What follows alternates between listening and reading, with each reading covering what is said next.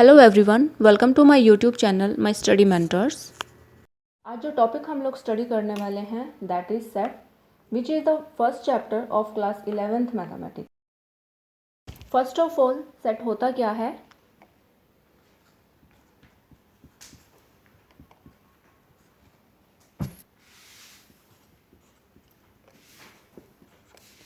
Set is a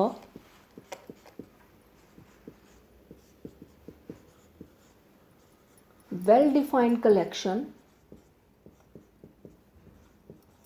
of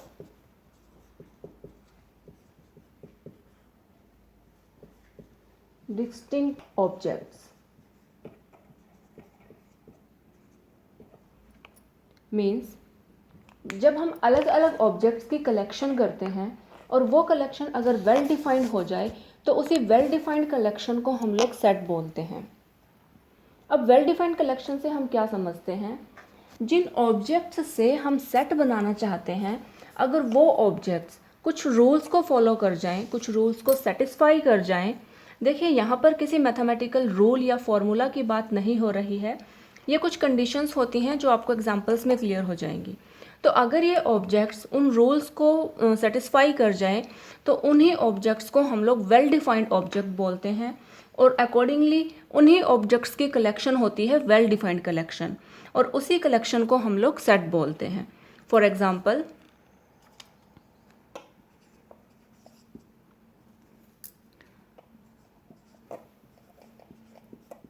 vowels in English alphabet. देखिए, हम सभी जानते हैं कि इंग्लिश अल्फ़ाबेट में हमारे पास 5 वॉवल्स होते हैं, ए, ई, आई, ओ एंड यू। इनके अलावा हम किसी भी लेटर को वॉवल काउंट नहीं कर सकते। तो वॉवल की ये जो कलेक्शन है ये वेल डिफाइंड कलेक्शन है और इसी वजह से ये कलेक्शन एक सेट बनाती है। एक और एग्जांपल हम देखते हैं।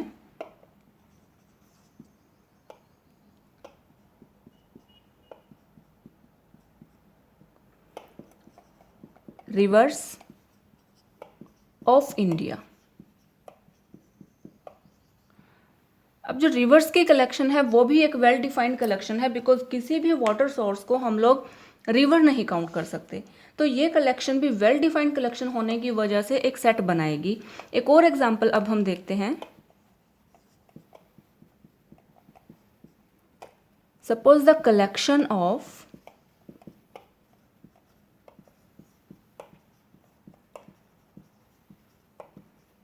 Students of class 11th of school A, B and C। Means इस कलेक्शन में हमारे पास कौन से ऑब्जेक्ट्स आएंगे? ए, बी एंड सी स्कूल के 11th क्लास के सभी स्टूडेंट्स आ जाएंगे। देखिए, इस कलेक्शन में भी हम किसी अदर स्टूडेंट को काउंट नहीं कर सकते। तो ये कलेक्शन भी एक वेल डिफाइंड कलेक्शन हो गई है और इसी वजह से ये कलेक्शन भी एक सेट बनाएगी। अब हम देखेंगे कि कौन से ऑब्जेक्ट्स सेट नहीं बना सकते।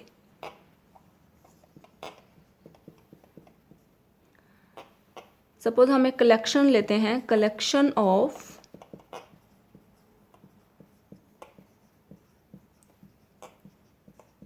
Honest persons in India. यहाँ पर हमने जो ऑनेस्ट वर्ड यूज़ किया है that is not well defined, because honesty को मेज़र करने के लिए ना तो कोई फॉर्मूला होता है और ना ही कोई स्केल होता है। सो ऑनेस्ट पर्सन की हमने जो कलेक्शन ली है वो वेल डिफाइंड कलेक्शन हो ही नहीं सकती और इसी वजह से ये कलेक्शन एक सेट नहीं बनाएगी। नेक्स्ट, मैथमेटिकल लैंग्वेज में हम लोग सेट को डिनोट कैसे करते हैं?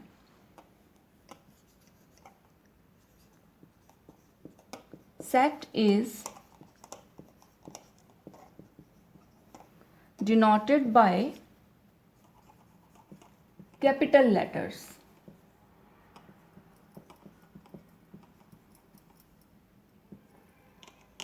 like A, B, C, X, Y, Z and so on. Next, जिन ऑब्जेक्ट से हम सेट बना रहे हैं, इन ऑब्जेक्ट्स को हम क्या बोलते हैं? इन ऑब्जेक्ट्स को हम बोलते हैं एलिमेंट्स ऑफ द सेट या फिर members of the set. So next definition हम देखते हैं elements.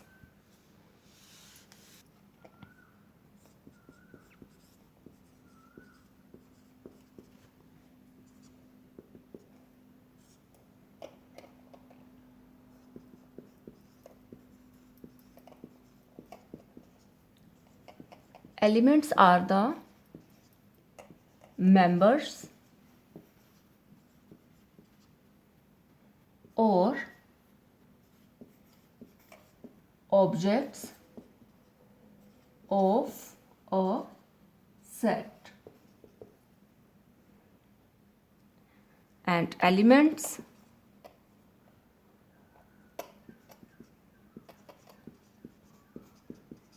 are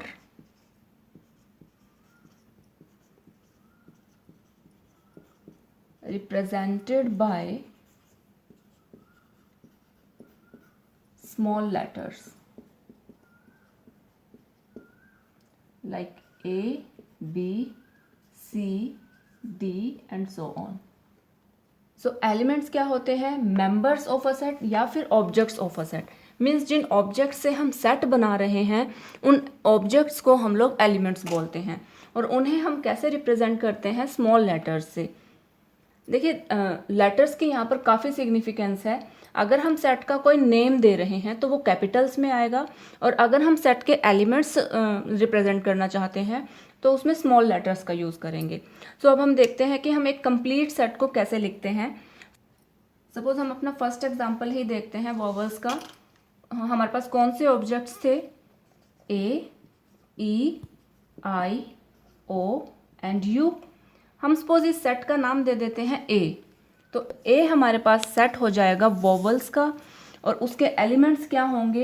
A, E, I, O and you, और इन एलिमेंट्स को हम कर्ली ब्रैकेट्स के अंदर लिखते हैं। तो ये एक कंप्लीट रिप्रेजेंटेशन हो गई सेट की।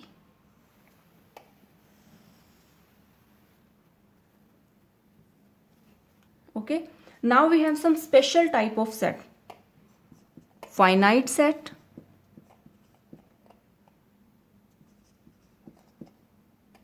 and infinite set.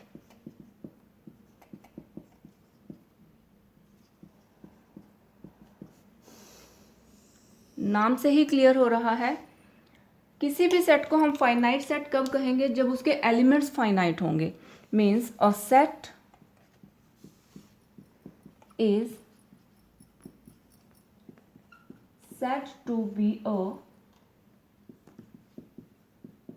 finite set if it contains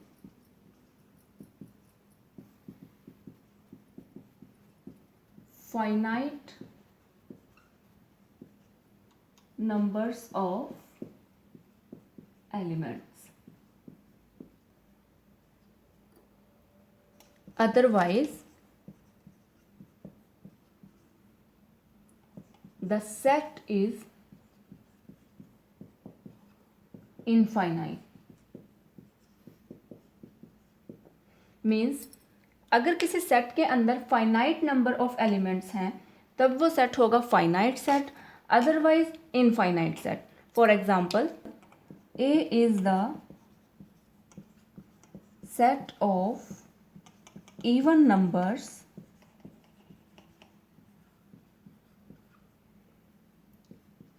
less than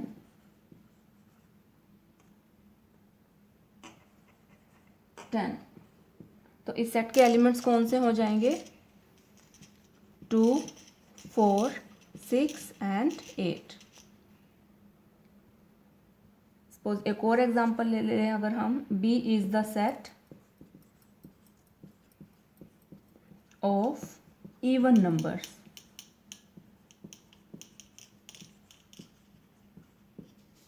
तो इस सेट के एलिमेंट्स क्या होंगे? अब इसने सिर्फ इवन नंबर्स बोला है, ठीक है। तो 2, 4, 6, 8 और इसमें सभी इवन नंबर्स आ जाएंगे, वो हमें नहीं पता कहाँ पर ख़त्म होंगे। तो ये एक इनफाइनाइट सेट है बिकॉज इसमें नंबर ऑफ एलिमेंट्स जो हैं वो इनफाइनाइट हैं और यहाँ पर जो नंबर ऑफ एलिमेंट्स है वो फाइनाइट हैं। That's why A is the finite set and B is the infinite set. Next we have some popular set in mathematical world.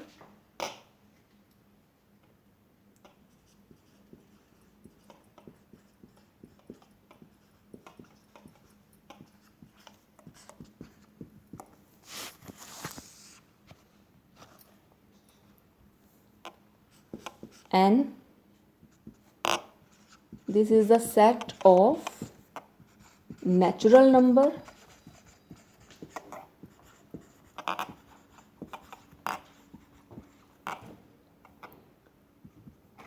इसके एलिमेंट्स होंगे 1 2 3 4 and up to so on.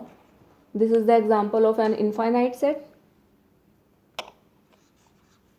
Z, set of integers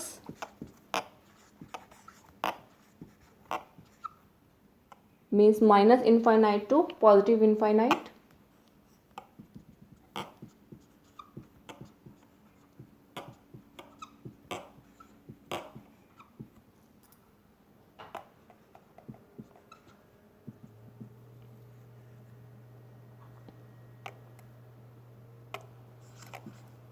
Q, set of rational numbers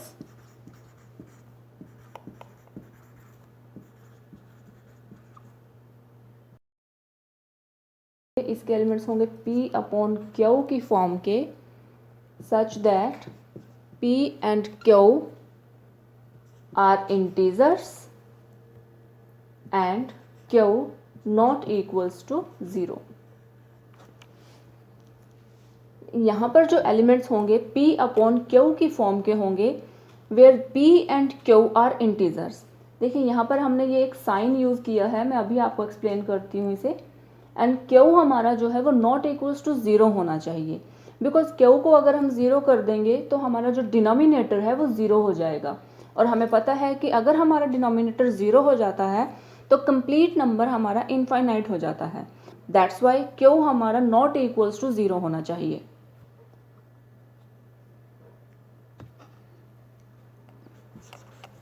R, set of real numbers इसके elements होंगे X such that X is either a rational number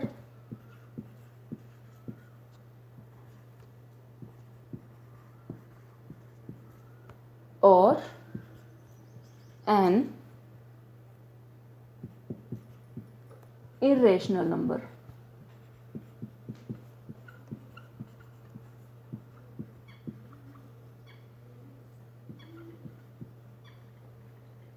means जो set होगा real numbers का उसमें हमारे कैसे elements जाएंगे, either X is rational number और X is irrational number.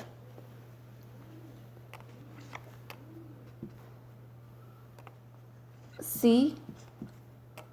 set of complex number.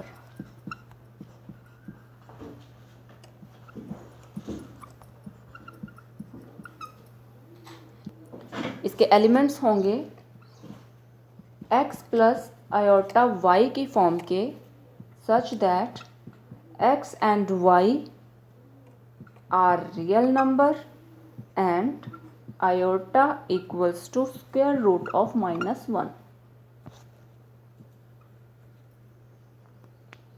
देखिए यहाँ पर जो ये I लिखा है दैट इज आयोटा. इसे हम 5th चैप्टर में स्टडी करेंगे एंड इसकी वैल्यू होती है स्क्वायर रूट ऑफ -1. अब हम बात करते हैं इस साइन की. इसमें जो हमने साइन यूज किया है इसे हम बोलते हैं एप्सिलॉन. सपोज हम अपना फर्स्ट एग्जांपल लेते हैं वॉवल्स का। A equals to A E I O and U। देखिए अगर हम बात करते हैं U की, तो U इस सेट के अंदर प्रेजेंट हैं, तो हम क्या कहेंगे, U बिलोंग्स टू A।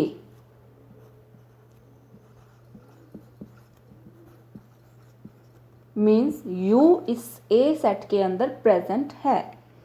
अब देखिए इसके अंदर स्मॉल d प्रेजेंट नहीं है, तो हम क्या कहेंगे, D does not belongs to A।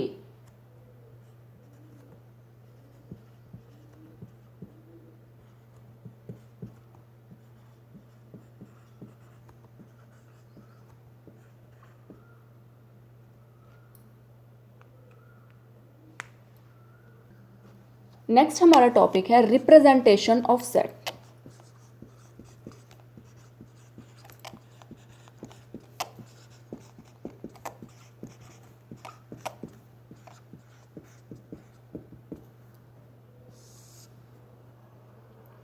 तो सेट को रिप्रेजेंट करने के लिए हमारे पास दो मेथड हैं।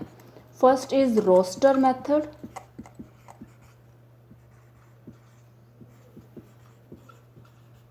And second is set builder method.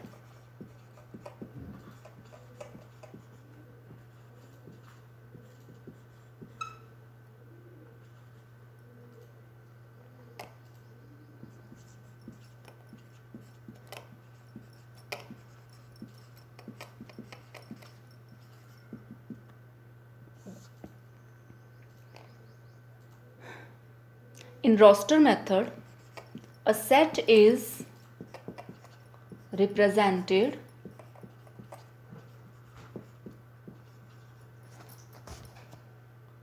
by listing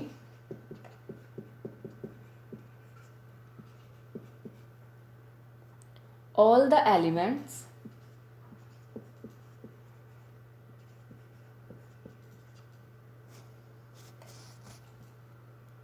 in curly bracket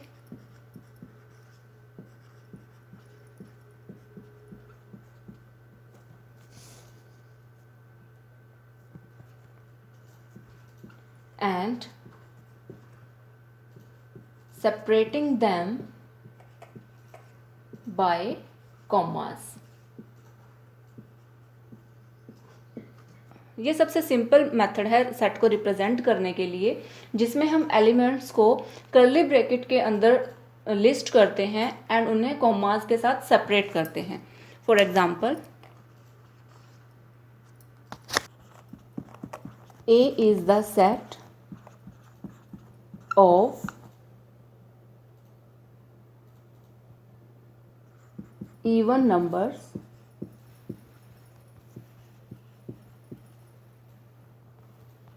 less than 12। तो इसे रोस्टर फॉर्म में कैसे लिखेंगे, A equals to 2, 4, 6, 8 and 10।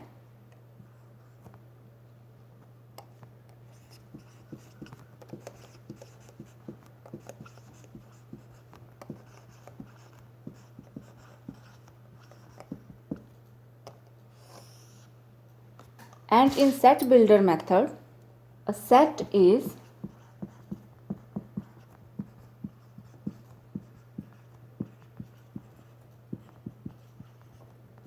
represented by stating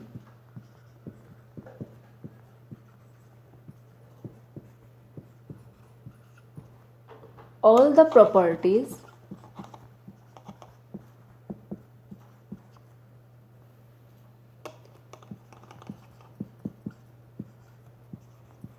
which are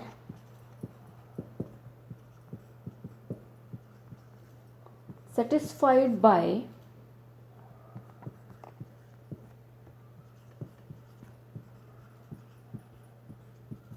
the elements of the set।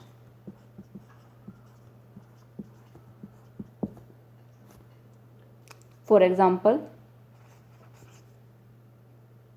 A is a set जिसमें कैसे elements जाएंगे, x such that 4 less than equals to x less than equals to 7 and x belongs to natural number.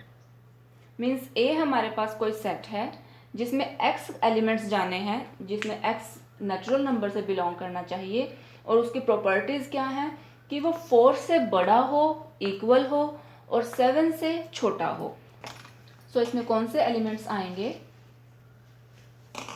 4, 5, 6 and 7। तो ये representation है set builder method की। इसी के साथ सेट्स की बेसिक डेफिनेशंस कंप्लीट होती हैं। नेक्स्ट लेक्चर में हम इस पर बेस्ड एक्सरसाइज सॉल्व करेंगे। गाइज, अगर आज के टॉपिक से रिलेटेड आपको कोई डाउट है तो आप प्लीज़ मुझे कमेंट सेक्शन में ज़रूर बताएं ताकि मैं आपके डाउट्स को क्लियर कर सकूं। और अगर आपको ये वीडियो हेल्पफुल लगी है तो आप प्लीज़ इसे लाइक एंड शेयर करना ना भूलें। एंड नेक्स्ट लेक्चर्स के लिए आप मेरे चैनल को सब्सक्राइब करें और साथ ही बेल आइकन भी प्रेस करें। Thank you.